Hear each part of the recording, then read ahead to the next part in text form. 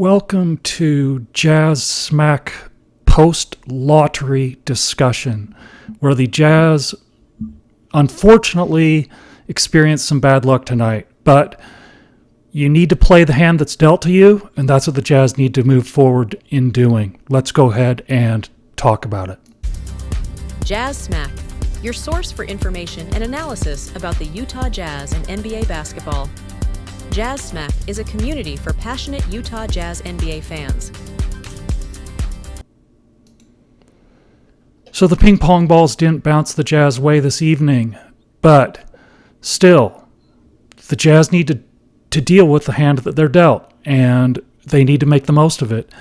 Now, if I'm in the Jazz shoes, considering what happened, and considering this almost assuredly means that the Jazz are in for another losing season next year in the attempt to get that franchise-changing player, the Jazz need to be fielding calls for that number 5 pick. Not necessarily, I've seen other people comment on X about, well, what can they do to move up? What the Jazz need to be doing more so than looking at that is what they will be offered for that number 5 pick to try and get more swings at this. That's what they need to be doing now. Yeah, it would have been one thing to get Cooper Flagg where you almost have a sure thing at a guy who has the ability to become a top 10 player. But outside of that, the Jazz need to be looking at more swings. So if they can get, and we already know that they're in a losing situation next year as a result of this lottery. So in my opinion, they need to see whatever offers are out there, they need to be taking those calls and hopefully get in a bidding war for that pick and try and get more assets out of this. That's what I think they need to do. Now, if they don't get any good offers, you just go ahead with the pick and pick the best player available. But they need to be looking at those offers. That's what Ainge is known to do this.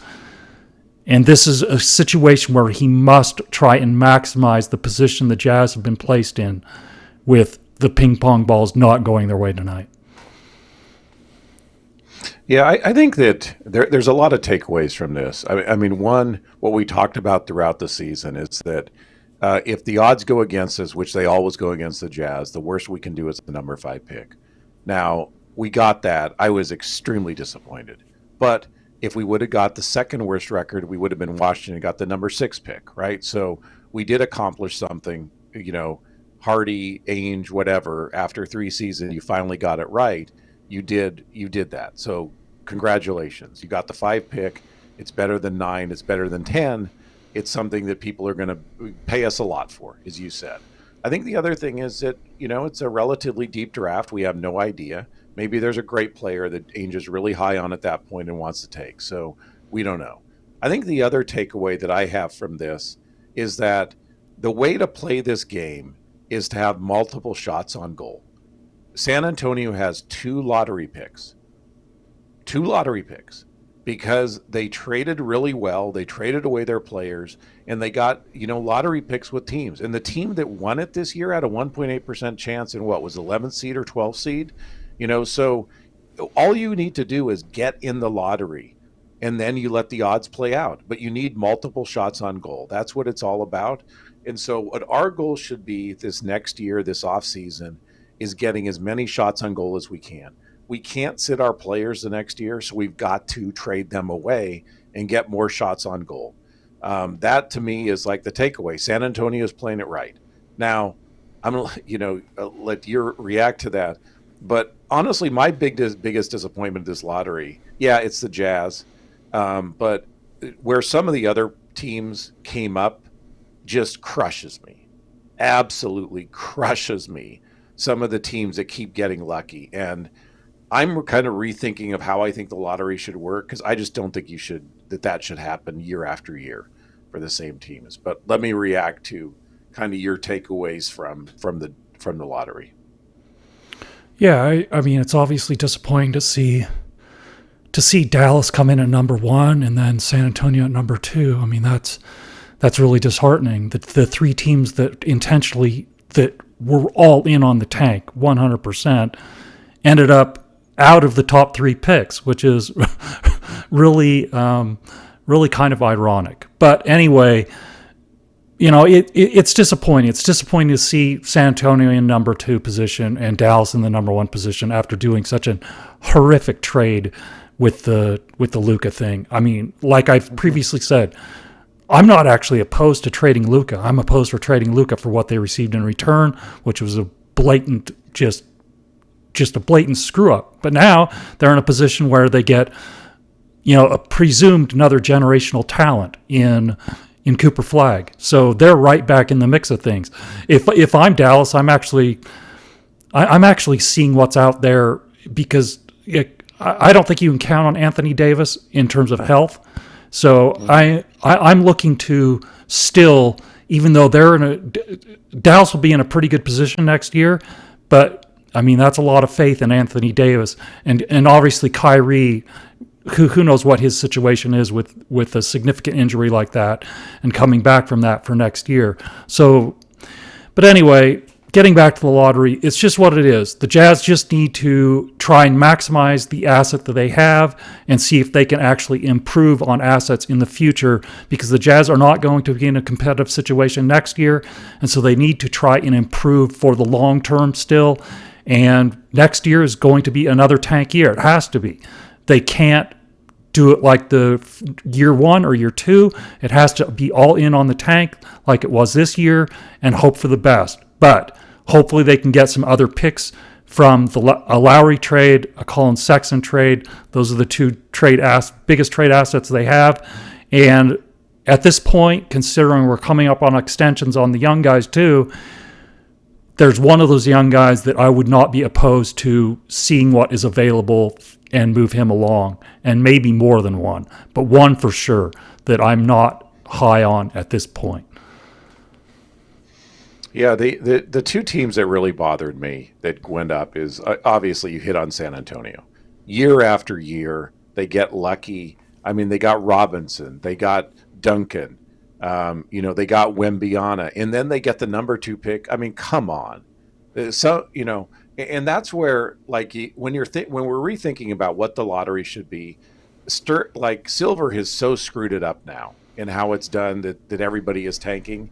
And no, it doesn't take away that Dallas moved up this year. Still, next year everybody's going to tank again. It's going to be exactly the same because you're trying to maximize your odds.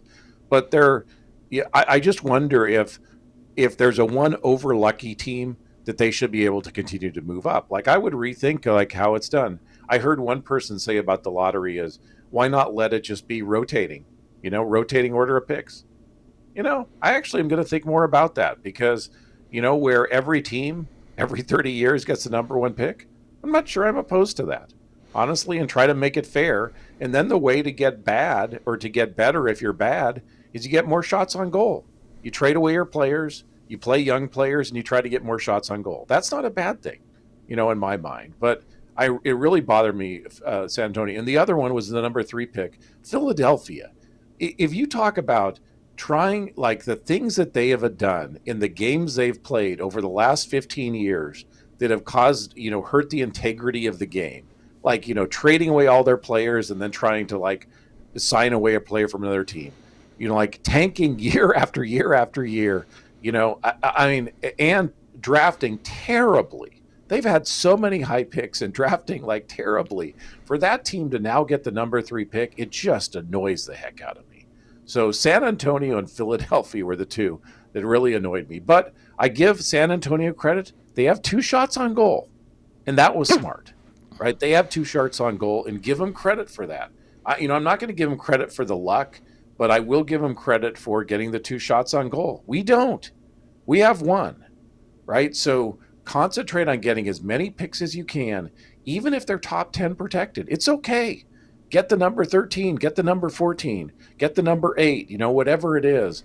But let's get some more shots on goal, Ainge, because we don't want to wait till 2030 where we start getting good, right? That's going to be really painful if we're waiting till 2030 to get good. We want to have some guys we start rooting for now. But yeah, you set the tone. We got to look at where we are. We have the number 5 pick relative to the last 2 years. That's fantastic, right? I mean, we're in a fantastic position relative to where we were the last two seasons. We got a pick that people will trade value for. So you're right. Let's see what we can get. Yeah, that's the key. And the Jazz do have the 21 pick too, and they also have a second round pick. So they will have 3 picks in this upcoming draft unless they do make some trades. If they make some trades, maybe they get more picks, maybe they get fewer picks, but we'll see what happens. But the thing is it's not only important to get assets for this year, it's important to get assets for the upcoming years, because we know we're still in a situation where we have to lose until we get that franchise changing player. The guy that has the ability to elevate the play of all of his teammates and push us forward. Until we get that, the Jazz have to continue to lose, because trying to get that guy in the trade market is very difficult. I think it's a much better strategy to try and secure that person through the draft. And then once you do secure that person, you need to be in a situation, the best case scenario is you're in a situation like Oklahoma City, where you can still continue to rotate players out as they become too expensive in order to keep your core and continue to add to it, and then use some of those players that are becoming more expensive to get more and more trade assets, and so that you continue to keep the ball rolling. That's the key. And so the Jazz are still in the beginning stages of this thing. Until they get that one guy, I think they still need to lose. That's my opinion. I'm not going to waver from that.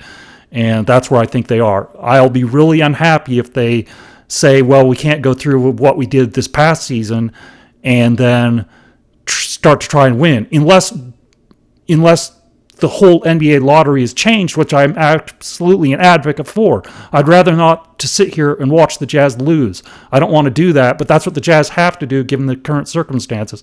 And, how the NBA has structured this thing, the Jazz have to continue to lose, as it is right now. Unfortunately, that's the case.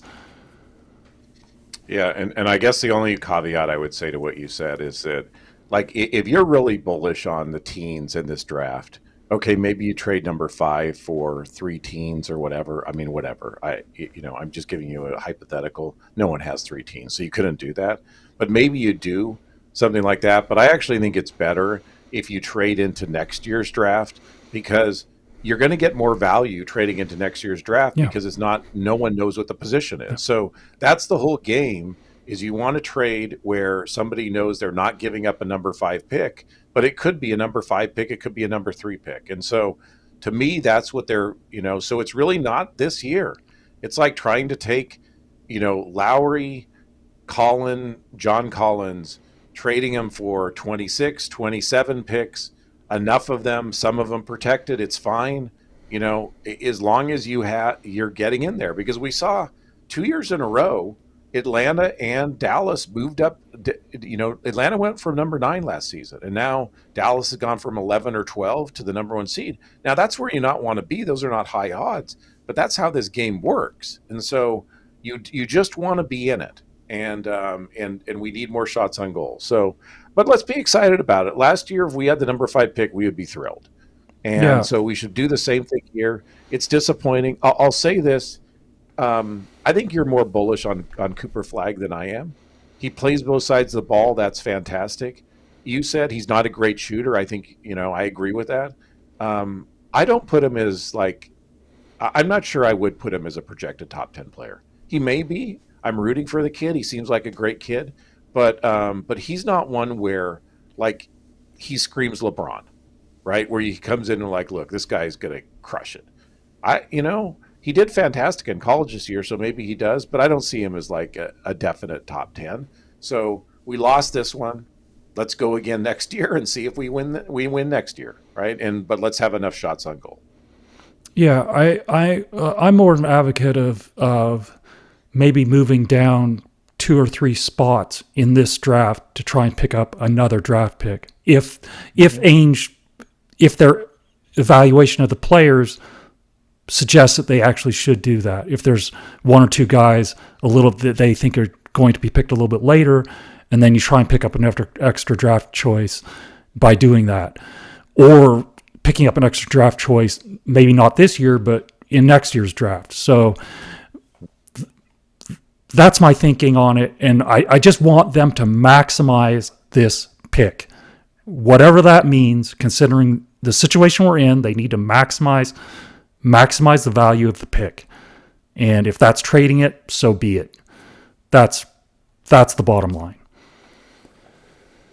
Yep, agreed. But we've been waiting for this a long time. We now know the outcome. We now can plan around the outcome.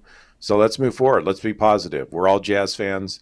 Let's be really positive. At least we have a number 5 pick. And I got to tell you, I just seeing even the bad draft last year and that pick, what it would have taken to go from number 10 last year to number 5 would have been huge. Yeah. Right. So you can imagine what we're going to get. It may be more than one pick. You move down from 5 to 9, you may end up getting 2 picks for that. I mean, it is amazing what teams will pay for guaranteed picks on if they're excited about somebody. So it does give us a lot of power.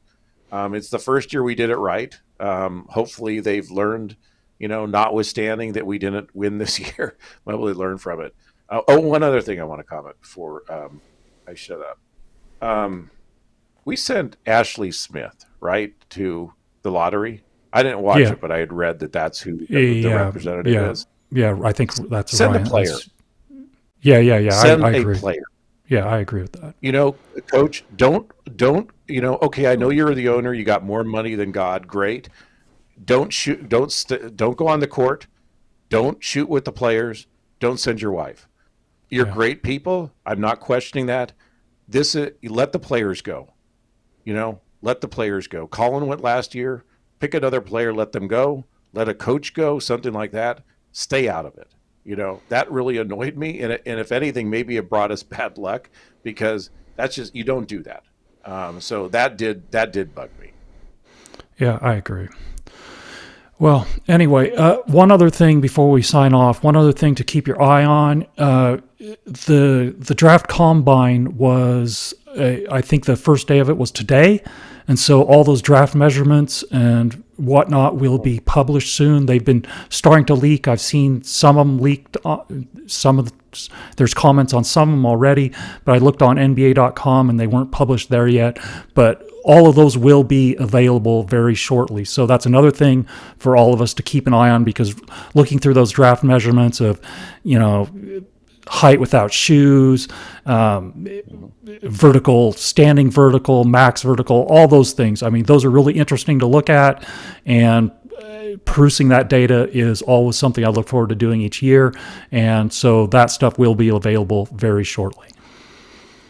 Yeah, that's an interesting comment, because I heard, and it was, give credit to good old David Locke, that he said that there's rumors that Ace Bailey's not 6'10". Well, look, if he comes in at 6'7", do you think he goes 2 or 3? I don't. He probably drops to like 5 or 6. So it's really, these are really interesting to see how it comes out. Yeah. And I'm very curious on that one. I think he is actually big. He looks really big on the court to me, but it completely different player if he's 6'7" versus 6'10".